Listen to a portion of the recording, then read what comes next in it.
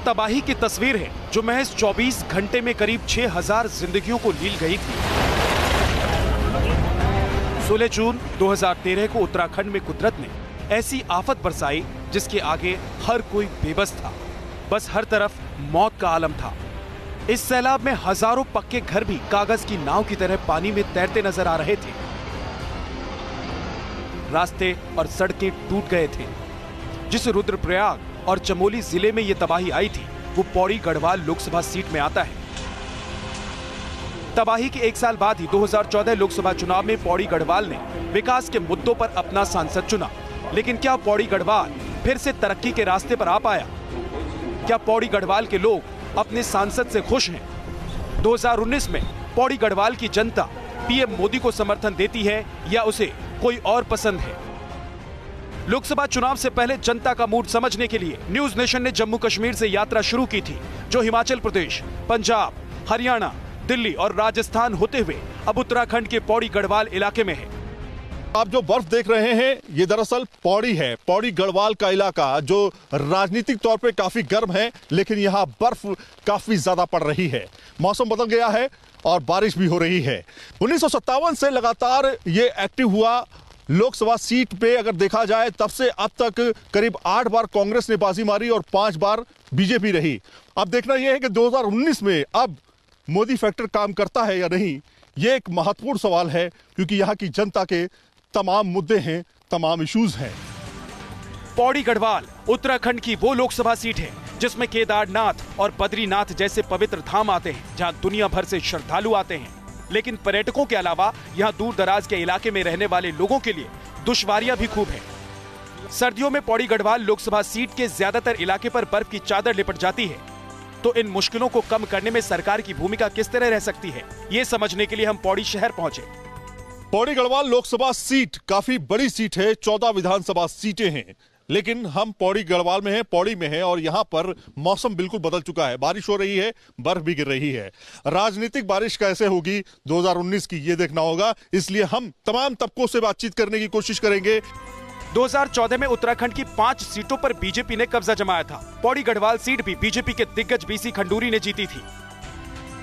तो क्या इस बार समीकरण बदलेंगे? हमने लोगों की राय ली। विकास के मुद्दे पर तो मोदी। अच्छा, ये बताइए कि आयुष्मान से आपको फायदा हो रहा है? मैं तो जानता भी नहीं उसके बारे में। आयुष्मान नाम नहीं है किसी बच्चे का, ये स्कीम है भारत सरकार। स्कीम है। मैं तो राहुल के साथ हूँ बस। राहुल गांधी, मोदी या राहुल? राहुल। तो भैया कुछ लोग हैं राहुल वाले। अच्छा, ये बताइए मोदी या राहुल? मोदी क्यों? समय मिलना चाहिए थोड़ा। 5 साल मिले हैं, 5 साल और मिलेंगे तो थोड़ा विकास होगा। सर जीएसटी ने मामला तो सर फिलहाल अच्छा भी नहीं कह सकते। बाकी यह है कि जीएसटी तो जा ही रहा है। आरक्षण से कुछ फायदा हो रहा है? आरक्षण से कुछ खास नहीं। कारोबार तो फिलहाल वो बात नहीं है। लेकिन फिर भी जो है मोदी जी कंपैरेटिवली कांग्रेस से कुछ कर रहे हैं, करते हुए दिखाई दे रहे हैं। जीएसटी ठीक रहा या? जीएसटी नहीं है, लेकिन जीएसटी में धीरे धीरे सुधार हो रहे हैं। अच्छा, मोदी या राहुल? मोदी या राहुल? मोदी जी काम अच्छा कर रहे हैं मोदी। बहुत अच्छा। पौड़ी में एशिया का सबसे ऊंचा फुटबॉल स्टेडियम बनाया गया है। खिलाड़ियों के लिए यहाँ स्पोर्ट्स एकेडमी बनाई गई है। इसका श्रेय किसको जाता है? हमने खिलाड़ियों से बातचीत की। यहाँ पे एक तो मेंटेनेंस बहुत खराब है, मेंटेन नहीं होता, पानी भी टपक रहा है अभी, और यही है। और कोच नहीं है यहाँ पे। प्रधानमंत्री कौन देखना चाहते हो, मोदी या राहुल गांधी? मोदी। आप बताओ। मेरा भी मोदी। नरेंद्र मोदी तो आएंगे इस बार, पक्का है। और लेकिन पौड़ी लोकसभा सीट से देखना पड़ेगा कि कौन सी छवि वाला नेता प्रस्तुत करते हैं।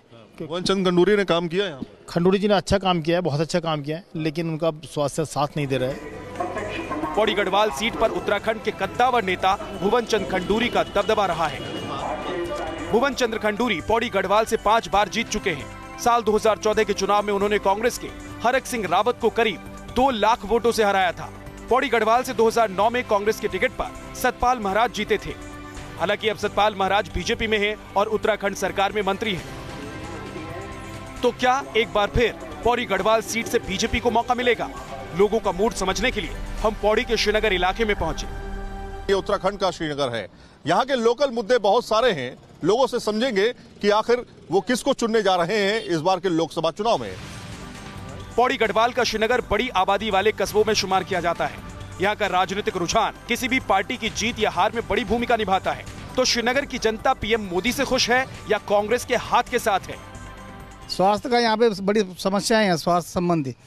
यहाँ पे ना तो स्टाफ मिलता है, ना डॉक्टर्स मिलते हैं, ना यहाँ पे कोई एम्बुलेंस की ऐसी व्यवस्था है जो कि बिजली सड़क ठीक है, बिजली सड़क तो अब निर्माण कार्य चल रहा है, उसमें अवरोध आएगा ही। मोदी या राहुल? मोदी। मोदी मोदी है? मोदी। मतलब ये सब मोदी मोदी चिल्लाते हैं इसलिए मोदी? हाँ मोदी। राहुल में दम नहीं है क्या? ना दम नहीं। श्रीनगर से कौन सा नेता आगे है, हमने अपने कार्ड्स के जरिए जनता की पसंद जानी। तो श्रीनगर का चेहरा कौन होगा, क्या है यहाँ के लोकल मुद्दे, तमाम यहाँ पर युवा और नौजवान बुजुर्ग सब हैं यहाँ पर, और इनसे समझने की कोशिश करेंगे कि आखिर इनके दिल में क्या है, मन में क्या है और आने वाला समीकरण क्या कहता है। मुद्दों के साथ शुरुआत करेंगे सबसे पहले महिलाओं से। पहले गढ़वाल ये रेप केसेस और इन सब से दूर था, काफ़ी दूर हद तक दूर था, पर अब यहाँ पे भी बहुत सारे मामले आ गए देखने के लिए, और इसके लिए कानून और सख्त होना चाहिए। क्या कानून सख्त होना चाहिए? इस तरह के मुद्दे सामने आ रहे हैं क्या? हाँ, बिल्कुल होना चाहिए कानून सख्त।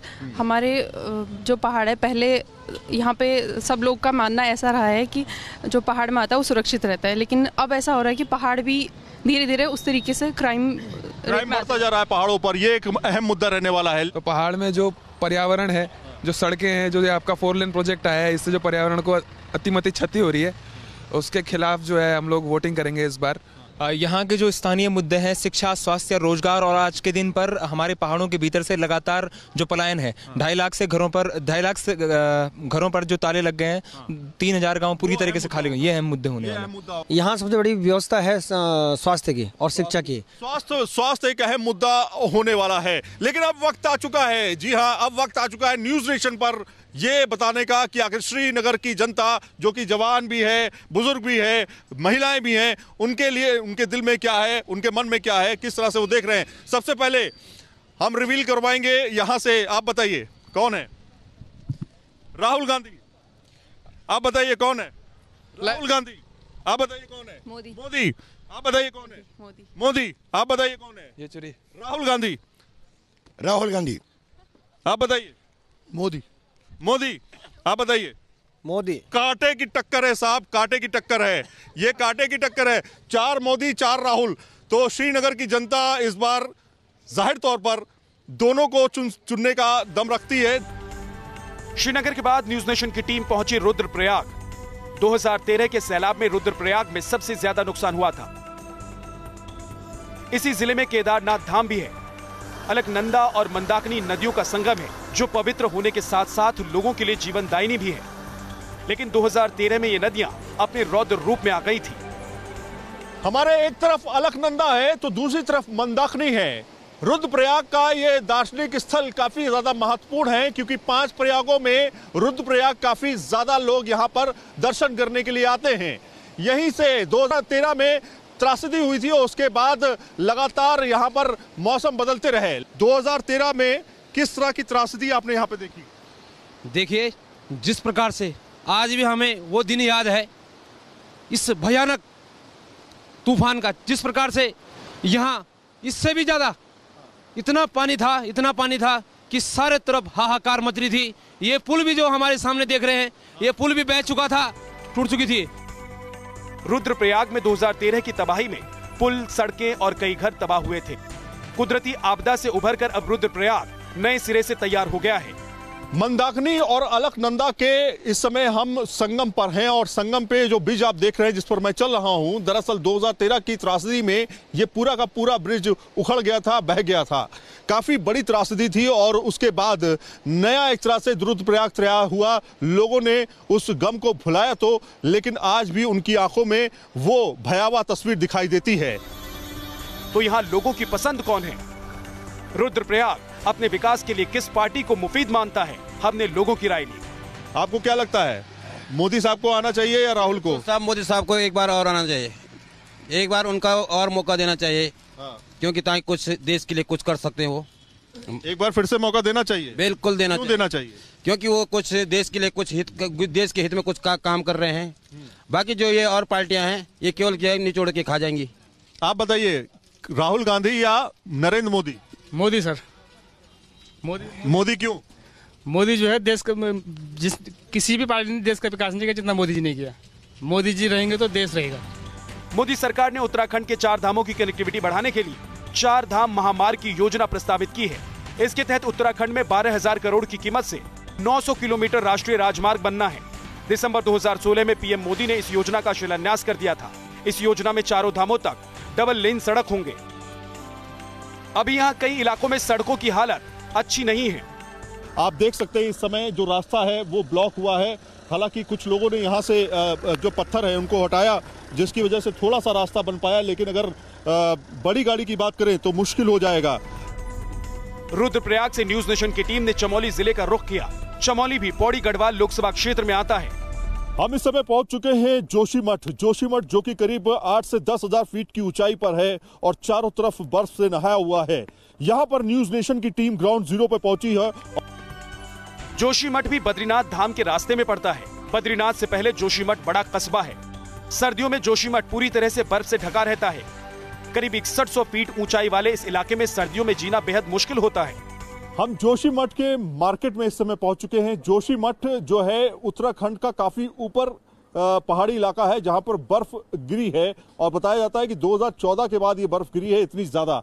आप देख सकते हैं पीछे पूरी पहाड़ी जो है और पूरी रोड बर्फ से ढकी हुई है। हम भी बर्फ के ऊपर चल रहे हैं। हमने जोशीमठ के लोगों का राजनीतिक रुझान समझने की कोशिश की। देखिए, हमारा मन तो अभी भी मोदी सरकार की तरफ से है। Not BJP, only Modi. Modi ji ने भारतवर्ष का नाम विश्व में ऊंचा किया है। आज से पहले ऐसे कोई प्रधानमंत्री भारतवर्ष में नहीं हुए जिन्होंने जो है अपना पूरे विश्व के अंदर नेतृत्व किया है। मोदी या राहुल गांधी? मोदी जी। मोदी जी क्यों? मोदी जी जो है आर्थिक विकास में जो है आज इंडिया जो है नंबर 1 पे आने वाला है। सभी तरफ से जो है मोदी जी ने गरीब को लेकर, किसान को लेकर। किसान तो रो रहे हैं बेचारे। नहीं रो रहे हैं, वो तो अपनी गलती से रो रहे हैं जो रो रहे हैं, लेकिन किसानों के लिए भी मोदी जो अपनी तरफ से पूरा। सर बताइए आप। सर आज हम अगर देखना चाहेंगे तो जो अच्छा काम करता है, देश के लिए जो काम करेगा उसकी सरकार बननी चाहिए। तो आप सोचिए कि देश का काम, आज देश का नाम किसने ऊंचा किया है? तो देश का नाम मोदी जी ने ही किया। जोशीमठ चमोली जिले में है। चमोली की सीमा तिब्बत से लगी है, यानी चीनी सीमा से पहले जोशीमठ आखिरी बड़ा शहर है। जो आप पहाड़ देख रहे हैं यहाँ पर, इस पहाड़ के पीछे चाइना बॉर्डर है। जोशीमठ जो है आखिरी नगर माना जाता है, उसके बाद चाइना बॉर्डर है। हालांकि यहाँ से दूरी जो है, अगर आप पहाड़ी इलाकों से होकर जाएंगे तो दूरी काफ़ी ज़्यादा पड़ जाती है, करीब 200 किलोमीटर की दूरी है। लेकिन इस पहाड़ के पीछे जो है चाइना बॉर्डर है और कई बार ऐसी बातें सामने आई हैं, घुसपैठ की खबरें सामने आई हैं, जिसमें चाइना बॉर्डर से उत्तराखंड वाला जो चाइना बॉर्डर है वहाँ से जो चीनी सैनिक हैं उन्होंने घुसने की कोशिश की है। यहाँ से ऊपर केवल वही लोग यहाँ पर रहते हैं कि जो 6 महीने रहते हैं और 6 महीने पलायन हो जाते हैं।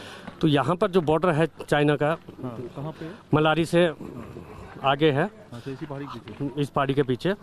तो यहाँ पर बकरियाँ वाले जो हमारे जाते हैं वहाँ पे, तो उन लोगों के साथ ये आते हैं और उनके साथ मारपीट भी करते हैं और उनको वहाँ से भगाते भी हैं। तो इस बार जोशीमठ समेत रुद्रप्रयाग के लोग किसे चुनेंगे? क्या एक बार फिर पीएम मोदी की पार्टी की पौड़ी गढ़वाल में फतेह होगी?